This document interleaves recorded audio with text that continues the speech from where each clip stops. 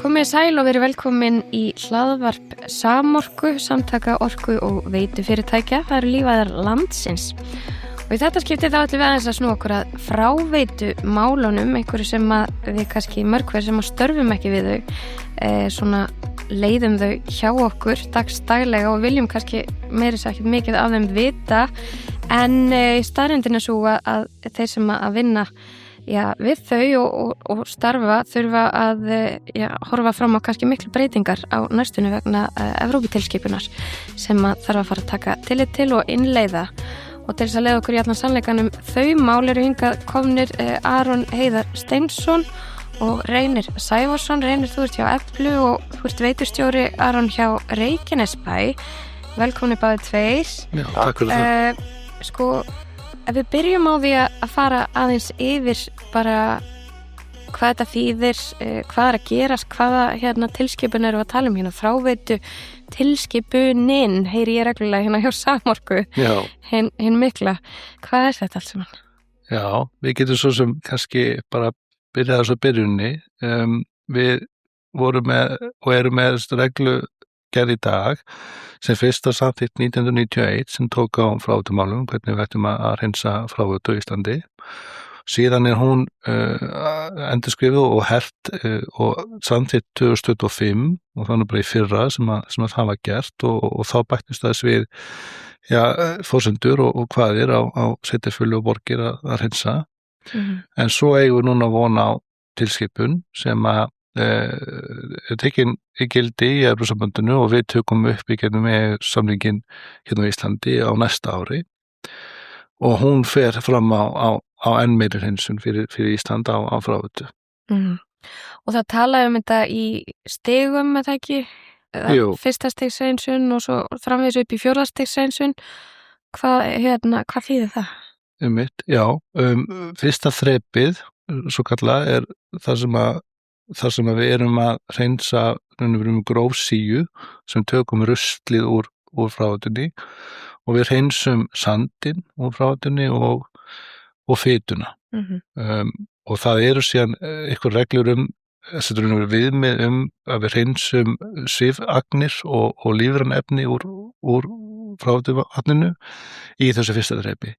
Svo kemur annað þrepið og þá þurfum næsta stig og þá erum við með svona seyrufellingu og það er mismunandi tæknir sem að geta gert það. Þá erum við að fara fram að ennþá meiri hreinsun á svifögnum og lífrænum efnum úr fráveitunni.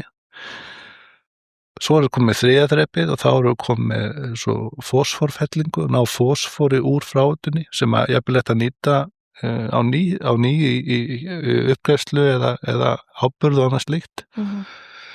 Og svo meira en því og svo kemur fjórða þrepi og þá er það svo lyfleifar og annað slíkt plastagnir sem að þarf að ná úr. Og það er svona mismunandi hvar við þurfum að fara í fyrsta þrepi, annað þrepi og þriðja og fjórða. Akkurat. Það er just eitthvað aðeins yfir í þig, Reynir, þú ert fyrirliði viðskiptaþróunar og nýsköpunar hjá Eflu. Hvernig kemur þetta inn í, það er kannski augljóst með veitustjóran, hvernig snertir þetta þitt starf? Já, ég sem sagt starfaði við hönnun á þessum lausnum áður og 20 ár.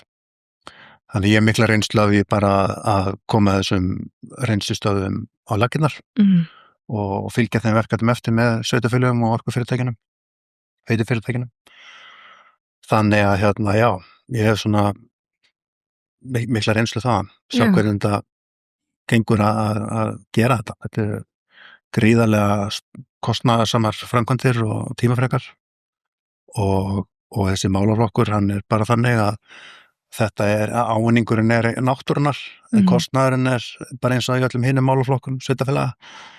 Þannig að þetta hefur eðlilega stundum þurft að víkja í tíma fyrir brýnni verkefnum eins og bara málefnum skólamála eða aldraðra eða hrattlara, allt það sem að sveitarfélögin þurfa að takast á við. Ég les pínu á milli línanna að Já, ég kannski bara spyr, þú veist, hvernig erum við stödd akkurat núna til þess að innleiða þetta? Hversu langt erum við komin ef við erum komin af stað að einhverju leyti? Erum við, verður þetta erfið brekka fyrir okkur? Þetta verður það vissulega. Já. Og við erum ekki, það er ekki nema svona 3-4 sveitarfélög í dag af 85-90 sveitarfélögum á Íslandi sem eru að uppfylla núverandi reglugerð og sem þýðir að við erum í töluverðu innviðaskuld og hefum þurft að gera meira síðastliðin 35 ár í fráveitumálum til þess að þessi brekka núna sem þessi nýja tilskipun væri ekki eins brött, en hún töluvert brött af því að við erum eftir á. Já, þannig að því að þú veist að tala stigin áðan erum við svona að mestu leyti í þess fyrsta stigi eða hvað, svo ég spyrir sem algjör hérna. Já, eiginlega bara kannski hálft stig, myndi ég segja. Já, eins og ég myndist áðan, þá þetta nokkur hlutur sem að hérna falla undir fyrsta stigið og þar með talið ná sandinum og fitu úr og það ekki algilt að það sé gert allstar og flestum stöðum í dag bara þessi grósíum sem þar að segja rusli tekið úr en ekki meira heldur en það.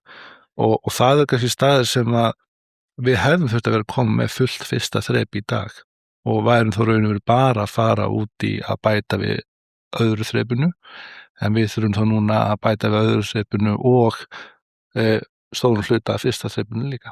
Já. En einhverju leyti umdeilt hvort að þetta sé nauðsynlegt? Það ástæðan fyrir því að Íslandi eftirbátur annarra landa í þessu fyrst og fremst að næstum alla byggðir á Íslandi eru við öflugan sjávarviðtaka þar sem að vatnsskiptin eru mjög mikil og vandamálið hefur ekki verið eins augljóst fyrir fólk bara í daglegu lífi eins og kannski bara við einhverja á sem rennur í gegnum borg í Evrópu. Það skýrir þetta og hitt sem skýrir þetta að umfangið á frárennslinni á Íslandi mjög miklu meira en allstar annarsstaðar vegna þess að við hitum okkur hús með vatni sem við svo setjum í með öðru frárennsli í kerfið. Já. Og þetta margfaldar magnið og margfaldar líka kostnaðin við að eiga við svona mikið magn. Þannig að þetta hefur svona setið í okkur að fara að ganga mjög langt í hreinsun. En við höfum fyrir mjög löngu síðan hérna í Reykjavík komist á það steg að ná út svona langmesturuslinu og koma þessu mjög langt út í sjóin og tryggja mjög mikla dreifingu. Þannig að það engin engu vandamál við fjöruna eins og var áður. Þannig að svona frá sumra bæja til að sé lausnin mjög langt komin skilurðu. En svona náttúruskuldin ennþá töluverða því að við hreinsum ekki mjög mikið af þessum efnum sem að finna í vatninu. Já, það kannski málið, hún komin langt lausin, hún komin langt út að haf eða hvað, en eiturefnin komist það þangað eða hvað? Já, við náum ekki mikið af þungmálmum og lyfjalyfum og svona þrávirkum efnum með þessum fyrsta strax reynsum. Nei. Og það kemur líka inn í eins og var að segja með bakvatni úr hitaveitunni og svo regnvatnið. Við höfum hanna fráveitu í Íslandi raun og veru sem einfalt kerfi í getum allir þessi ár þar sem að það fyrir allt inn í sömulögnina og allt út í þá reynslustöð og svo allt út í sjó að meðan önnur lönd hafa þá kannski gripið í aðra lausnir að taka bakvatni úr hitaveitunni tilbaka og endurnýta það og svo vera með aðra lausnir fyrir regnvatni. Og við erum bara fyrst núna á Íslandi farin að hanna hverfi með svokallum blágrænum ofanvatnslausnum þar sem að vatninu bara fer í ofanvatnsskurði og færa að bara fara út í náttúruna aftur og það ekki nema bara í einhverjum ofsaregnum og asfaltlákur sem að það einhver yfirföll sem vatni fer í og í skolpið, annars tekur náttúruna við þessu á staðnum.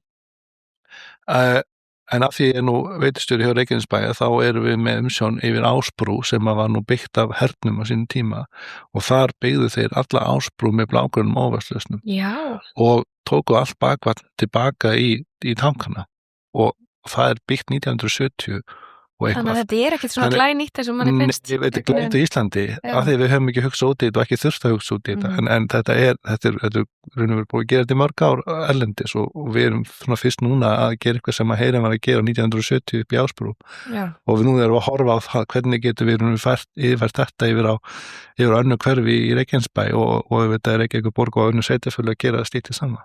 Þannig að þessar sérstöku aðstæður með öflugu viðtakana hérna á Íslandi gerða verkum að menn höfðu ekki trú á því að þetta yrði nokkuð tímann svona dýrt að hreinsa að þetta farið allar þessa leið.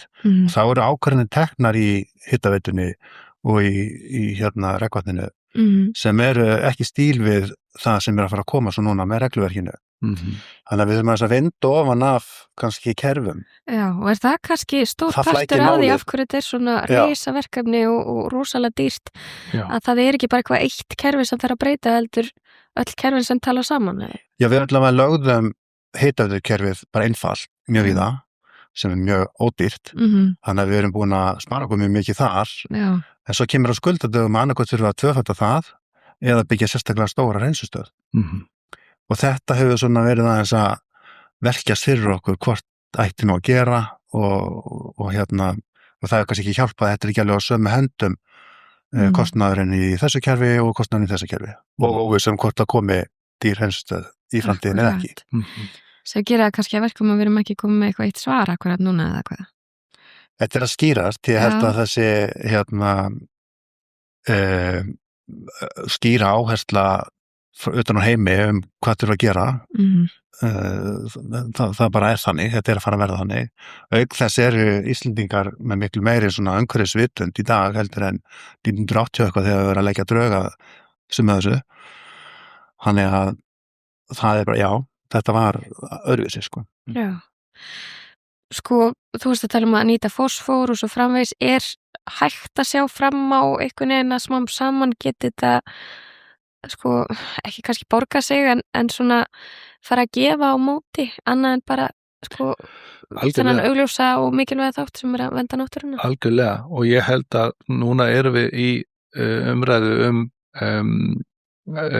sorporkustöð í annarkvæmt Reykjanesinu eða í Hvalfirði annað slíkt og það fer saman við að byggja upp innviði til þess að nýta og vinna seyru og vinna fósfor og annað slíkt sem kemur úr fráveitunni og ég held að við erum að flytja inn fósfor í dag og við erum að flytja inn koltvísýringi í inn á annað slíkt sem að svolítið einkennilegt að við sem að segja þetta við sem flytja inn koltvísýring þegar við erum að síðan að dæla og í jörðina annars staðar, þetta er svona margt sem við erum að ná tökum á en ég held að við þurfum að horfa á þetta út frá hagkvæmni stærðar, að við getum ekki byggt í hverju sveitarfélagi fyrir sig einhverja verksmiðju sem að vinnu seyru, ég heldur þurfum að vinna þetta held ég á einu stað, við erum það fá á Íslandi og það mun því að það þarf að fara að flytja seyru á milli staða og á eitthvað staða sem að þetta er unnið og einhver afurð búin til og ég held að það sé bara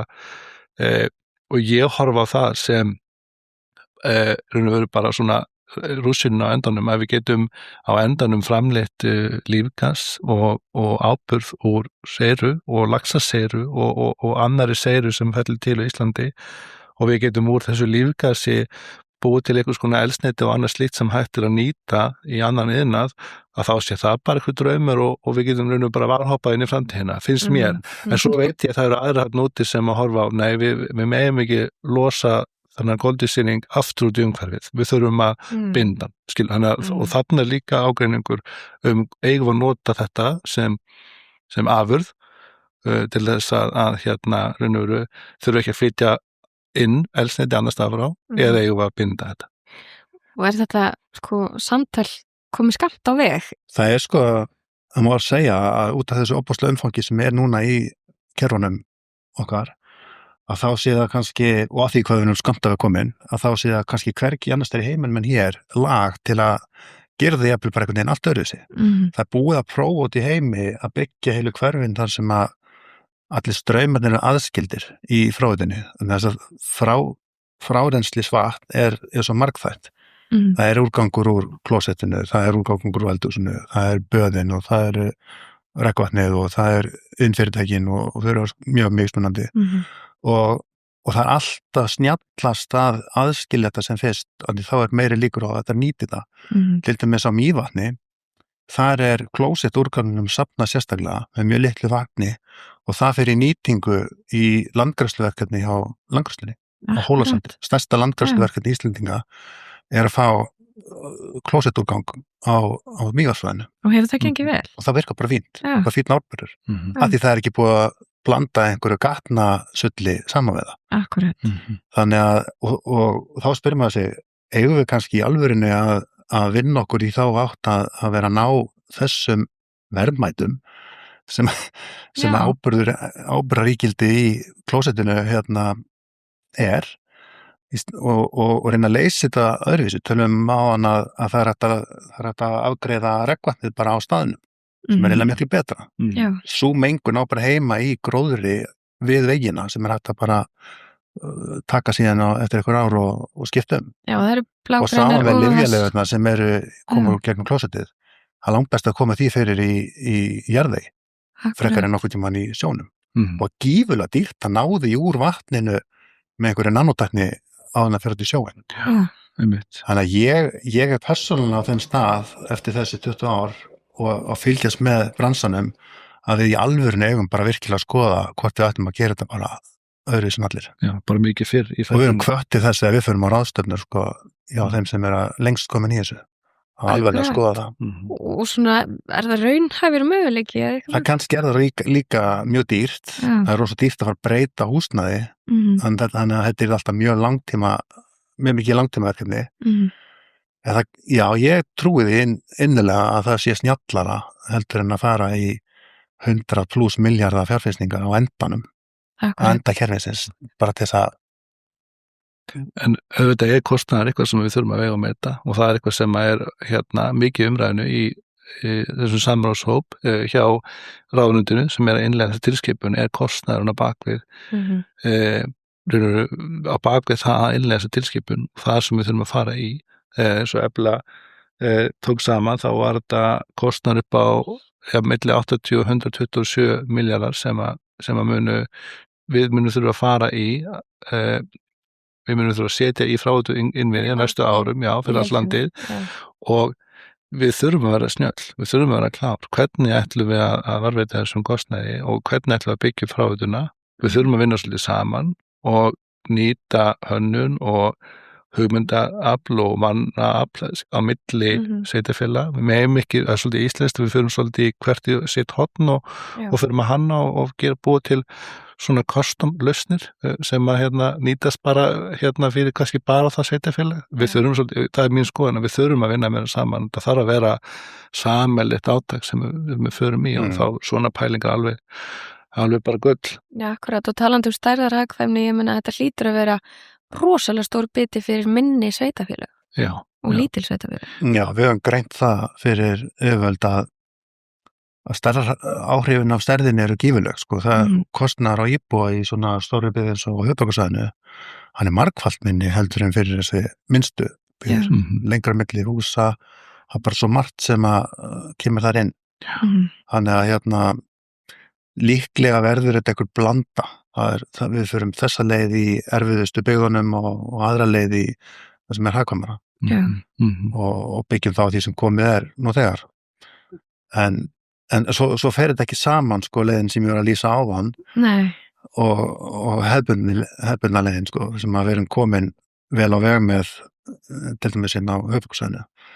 Þannig að þetta ekki alveg einfalt og það þarf svolítið mér finnst núna þegar regluverkið orðið bara nokkuð ljóst, þetta mun bara koma, að við verum bara eiginlega öll að koma saman bara og virkilega ræða til enda hvaða leið við ætlum að fara. Þetta verður ekki eitthvað svona mix. Þú segir að við séum komið svo nokkuð vel á veg með á höfuðborgarsvæðinu. Kerfin liggja fyrir, það eru þessar pípur í jörðu og þau duga áratugum saman búa að byggja mannvirki fyrir fyrstu stigs hreinsununa. Hvað gerum við við þau og svo framvegis. En frá fyrsta stig upp í fjórða stig, er það rosa sko erfitt ferlið eða hvað? Já, það stóri kostnaðurinn. Já. Og þessi nýja tilskipun, hún hérna, svo í dag á Íslandi erum við með eitthvað sem við köllum síður viðkvæma viðtaka, sem verið þessi viðtaki sem þá Atlantshafið með sterkar strauma, sem við höfum leyft að setja nokkuð óhreinsað skólp út í dag, og haft ekki mikla áhyggjur af.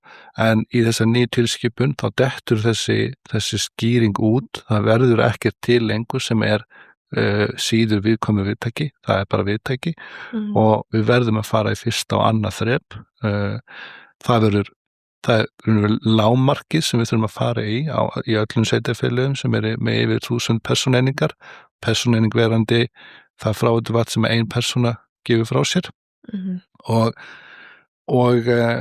þar sem við erum með síðan viðkvæma viðtaka, það getur verið árfarvegir og tjarnir og annars slíkt, þá þarf að fara í 3. og jafnvel 4. þrepið, eða þá ef þú ert með sveitarfélag sem með þeimun fleiri persónueiningar, eða yfir 150.000 persónueiningar, þá þarf að fara í 3. og 4. þrepið, óháð því að viðtækin sé viðkvæmur eða ekki.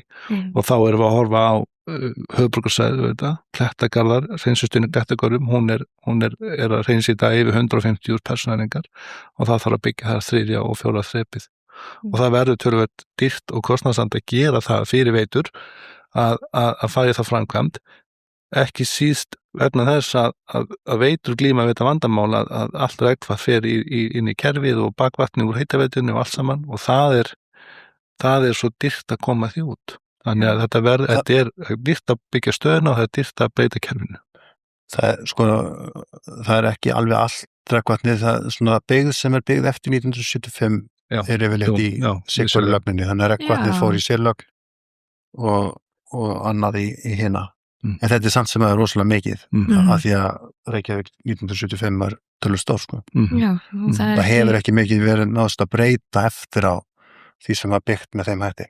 Akkurat, þannig við erum að tala allt, þú veist, Norður-Mýrina, gamla Vesturbæinn, Fossvogurinn og það eitthvað stað sem er að breytast, sko. Já, akkurat. Og það ekki valkostur að fara að breyta því kerfi eitthvað í bráðu eða hvað? Menn hafa talað að stefna á það, en það er kannski auðvitað að segja svona en annað að framkvæma það kannski verið að vinna í einhverjum litlum borgarhluta og hugmyndunum að setja tvöfalt kerfið þar og það nýtist ekki fyrir kannski eftir 30 ár þegar það haldið áfram með næsta sem það tekur við og þá einhvern veginn fallast með hendur og gefst upp á því og reynslan erlendis frá svolítið bara þannig að það er óvinnandi mjög. Það er rosalega lítið verið að það hefur verið heilu borgarhlutunar hafi verið endurgerðir þessum hefði. Við erum með fráveitu framkvæmdir í Reykjanesbæ þar sem að lögn hefur fallið saman og þá erum við að grafa hana upp og þá setjum við tvöfalt í staðinn og sumtaði kemst dags í notkun en martaði þarfinu veru samirast aftur ykkur staðar og fer í einfalt kerfi vegna þess að það hefur ekki verið endurnýjað annars þar í kerfinu og tvöfaldar þar en það kannski, þannig að þetta er svolítið vinna. Já, en það þá sko tilbúið að taka móti þegar að næsti leiður verður endurnýjaður eða eitthvað svo leiðis? Já, svona ægi í langtíma hugsunni, sko. Og þá til lausnir, til alls konar svona ofarslausnir sem að veitur okkur möguleikan að koma vatninu úr hverfinu, vera með sko tjarnir eða jafnvel neðanjarðar tjarnir, svona safntankar sem að hleypa úr sér út í náttúruna og við reynum að innlega það svo við getum, en svo plássið líka vandamál að koma þessu fyrir ykkur staðar og tjarnir geta líka verið hættulegar ef leikandi börn og annað, þannig að það margt að hugað. Það margt að hugað og maður heyrir að það þarf eiginlega bara svolítið svona skapandi hugsun jáfnvel í þessum fráveitumálum. Sko maður heyrir alveg að það mikill áhugi og það mikill metnaður fyrir því að vinna þessa vinnu þrátt fyrir að það sé brött brekka framöndan. Hvernig sjáu þið næstu bara áratugi þróast í þessum málum hér á landi?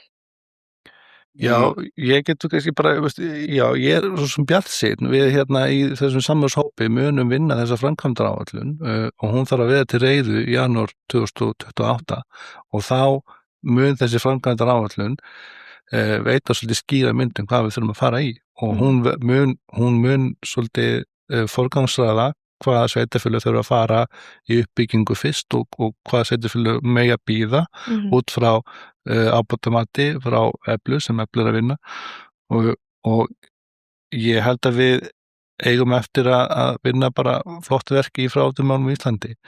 Við munum þurfa að finna út úr kostnaðinum og það eru í dag er ríkið að styðja við fráveituframkvæmdir til sveitarfélaga.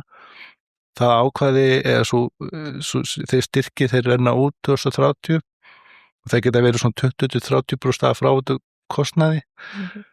En ég á nú vona því að hið opinbera muni framlengja þessum styrkjum. Já. Og svo það bara með Evrópusambandi að fá styrki þaðan til þess að byggja upp. Þannig ég er bjartsýnn á að við möttum að gera flotta hluti. Akkurat.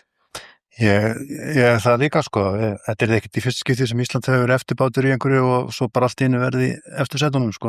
Akkurat.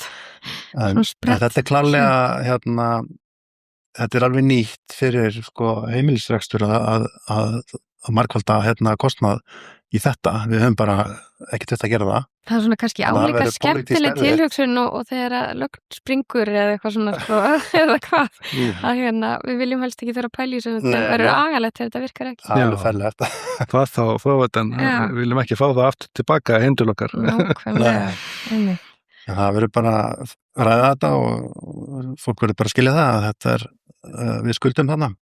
Svo það náttúrulega þannig að við byggjum okkar stærstu 2 atvinnuvegi á náttúrunni, sjávarútvegur og ferðþjónusta er á þessum stóðum hrein og óspillt náttúra. Þannig að þetta rýmar ekki vel að vera eftirbátur í að missa þessi mengunarefni. Við erum stolt af ferska vatninu okkar hérna á Íslandi og þá má þetta ekki vera í Lamasessi á móti.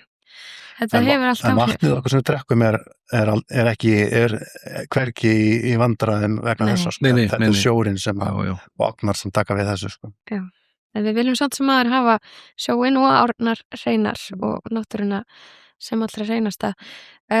Sko, er eitthvað svona að lokum sem að mér hefur kannski lást að koma inn á sem að eitthvað fyrst sárlega vanta inn í umræðinum þetta? Já, ég er bara fyrst og fremst ánægð með það að þessi málaflokkur sé að fá þá athygli sem hann er að fá í dag sem hann hefur kannski ekki fengið síðastliðin ár. Við erum hérna að tala um þetta í dag og það fór mikið fyrir fráveitumálum á fagþingi Samorku núna í Hljómahöllinni fyrir stuttu og sveitarfélög, pólitísk kjörnir fulltrúar í bæjarstjórnum og hjá ríkisstjórninni eru meira meðvituð þennan málaflokk. Það er bæði mín upplifun og annara sem er að vinna í þessa tilskipun. Þannig að ég held að það sé bara frábært og kærkomið að við séum að setja fjármagn í þennan málaflokk í staði fyrir að setja, þó að það sé nú alltaf gott að setja pening að málaflokka en þá held ég að það sé svolítið skuld þarna og fólk sé átt að sjá því. Já, ég vorið var við mikla breytingu meðal bara svona almennings og finna bara í verkefnum hjá sveitarfélögunum að það eru oft bara íbúðnir sem eru fattir að kalla eftir þessu. Og þá rúlar þetta þegar að greiðendur vilja þetta. Fólk vill hafa þetta í lagi. Það var ekki þannig því miður, það var bara ekki mikill skilningur á þessu. Þannig að já, þetta er bara það sem er að gerast. Það komið að þessu.